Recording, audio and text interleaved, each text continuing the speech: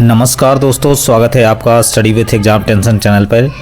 एक और exam tips के साथ हम आपके समक्ष उपस्थित हैं। ये कॉमन प्रॉब्लम है ज़्यादातर जो स्टूडेंट में देखी जाती है। जैसा कि आपको स्क्रीन पर दिख रहा होगा कि पढ़ते समय नींद क्यों आती है, इसके हम आपके असली कारण बताने वाले हैं और साथ में हम इस वीडियो में आपको समाधान भी बताएंगे कि वो कौन कौन से समाधान हैं जिससे आप पढ़ते समय नींद को दूर रख सकते हैं। क्या आपके साथ भी ऐसा होता है कि जैसे ही किताब खोलते हैं नींद आने लगती है? अगर हाँ तो घबराइए नहीं, यह समस्या लाखों विद्यार्थियों के साथ होती है। ये मेरे साथ भी हुई है।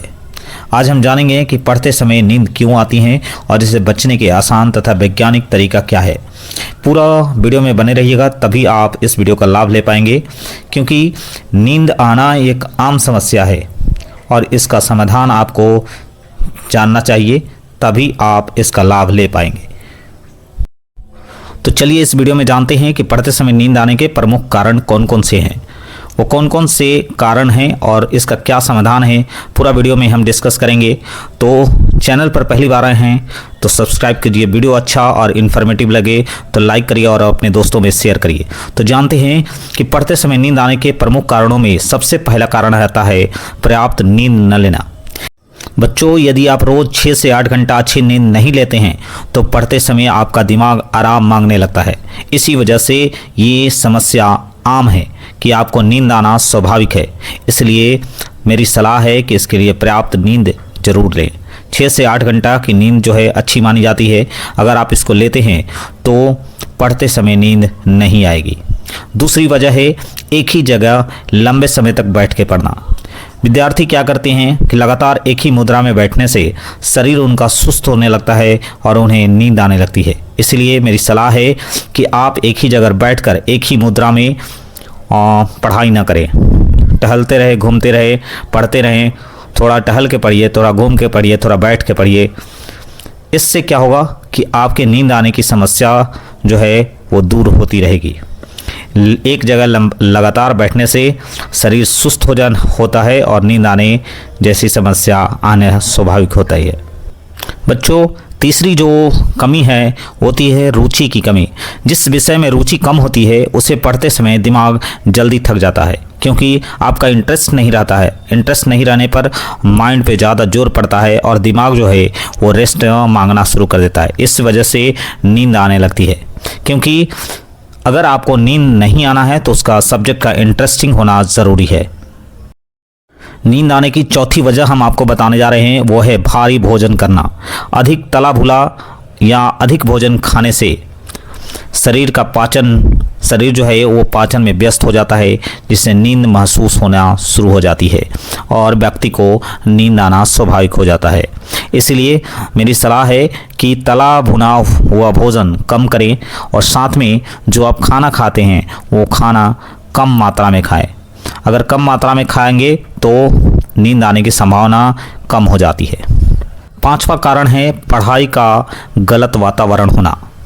कम रोशनी, बंद कमरा या बहुत आरामदायक बिस्तर ये पढ़ाई पर बड़ा असर डालते हैं और ये नींद के लिए सबसे आरामदायक माने जाते हैं। यानी कम रोशनी में अगर आप पढ़ेंगे तो नींद आना स्वाभाविक है। यदि आप बंद कमरे में पढ़ेंगे तब भी नींद आना स्वाभाविक है। यदि आप आराम बिस्तर पर पढ़ेंगे तो भी नींद आना स्वाभाविक है। इसलिए इन तीनों चीज़ों से बचने की पूरी कोशिश करें, तभी आप नींद से दूर रख सकते हैं। पांचवा कारण है तनाव और मानसिक थकान।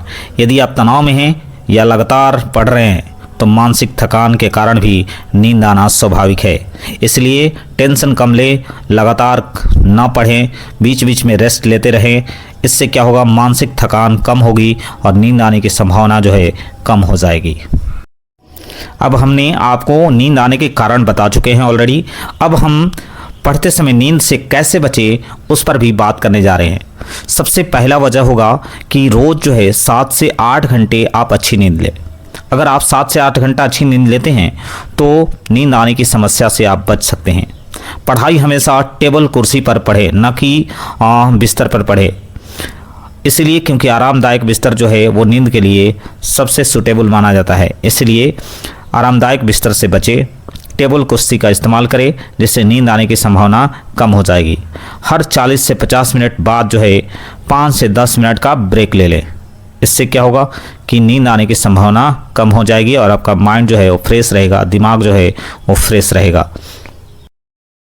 पढ़ते समय पानी पीते रहें और हल्का भोजन करें, क्योंकि अगर लगातार आप पानी पीते रहेंगे और हल्का भोजन करते रहेंगे तो इससे क्या होगा कि आपका मानसिक थकान नहीं होगी, आपका दिमाग जो है रिलैक्स रहेगा और आपको नींद आने से आप बचे रहेंगे। नेक्स्ट जो वजह है आप जिसको इस्तेमाल कर सकते हैं, कमरे में पर्याप्त रोशनी और हवा रखें, यानी बंद कमरे में ना पढ़ें। रोशनी रहने की वजह से और हवा में रहने की वजह से आपका माइंड जो है वो रिलैक्स रहता है और आपकी नींद आने की संभावना कम रहती है। मेरी सलाह है कि कठिन विषय को छोटे छोटे भागों में पढ़ लें। आप जो है जो भी कठिन विषय आप स्टार्ट कर रहे हैं उसको छोटे छोटे भाग में बांट कर ले, पार्ट 1, पार्ट 2, पार्ट 3 करके, और छोटे छोटे पार्ट में उसको पढ़ने से आपके माइंड पर ज़्यादा असर नहीं होगा और आपको नींद आने की संभावना कम बनी रहेगी।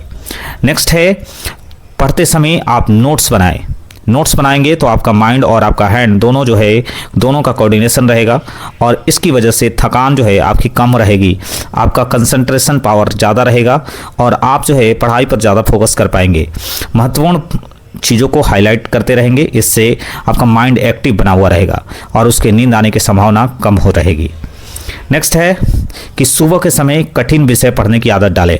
अगर आपको कोई विषय कठिन लगता है तो उसको आप सुबह में पढ़ें, उसको फर्स्ट फेज़ में पढ़ें, ताकि जो है आपका माइंड का पूरा फोकस उस विषय पर बना रहे और उसकी बारीक बारीक चीज़ों को भी आपका माइंड जो है ऑब्जर्व कर पाए, उसे स्टोर कर पाए, जिससे कि पढ़ा कठिन विषय भी आपके लिए आसान हो जाएगा। अगर आप इतने चीज़ नहीं कर सकते हैं तो आपके लिए एक आसान ट्रिक है कि जब भी नींद आए आप तुरंत उठकर 2 से 3 मिनट टहल लें, चेहरे को ठंडे पानी से धो लें और दोबारा पढ़ाई शुरू करें। इससे आपका दिमाग जो है एक्टिव बना रहेगा और आपके नींद की समस्या भी वो खत्म हो जाएगी। निष्कर्ष क्या है इस वीडियो का? तो पढ़ते समय नींद आना कोई कमजोरी नहीं है, बल्कि यह आपके शरीर और पढ़ाई की आदतों का संकेत हो सकता है।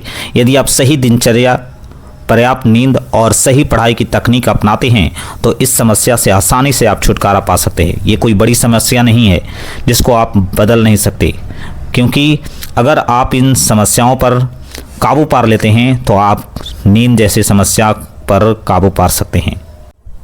क्योंकि याद रखिए, सफल वही होता है जो अपनी आदतों में बदलने का साहस रखता है, अपनी आदतों को बदलने की ताकत रखता है। अगर आपको ये जानकारी उपयोगी लगी हो तो वीडियो को लाइक करें, अपने दोस्तों के साथ शेयर करें और study with exam tension channel को सब्सक्राइब करना नहीं भूलें, क्योंकि हम आपके लिए इसी तरह के एग्जाम टिप्स लाते रहते हैं और इसको सुनकर, इसको देखकर मोटिवेट हो आप अपने पढ़ाई पर ज़्यादा फोकसित हो पाएंगे और जो मेमोरी है उसको स्ट्रॉन्ग कर पाएंगे। आपका माइंड जो है उसकी रिस्टोर करने की कैपेबिलिटी बढ़ जाएगी। इसका फ़ायदा जो है आने वाले आपको एग्ज़ाम में देखने को मिलता है। इसलिए बेहतर बने, अपनी आदतों में बदलाव करें और नींद को दूर भगाएं। यदि आप इन सभी उपायों पर अमल करते हैं तो जल्द ही आपको नींद आने की समस्या का समाधान हो सकता है। उम्मीद है वीडियो पसंद आया होगा। तो वीडियो पसंद आया है तो हमारे चैनल को लाइक, सब्सक्राइब और शेयर करना नहीं भूलें और इसी तरह के वीडियो हम आपके लिए लाते रहेंगे। तब तक हमारे चैनल से जुड़े भी रहिए। धन्यवाद। आपका दिन शुभ हो।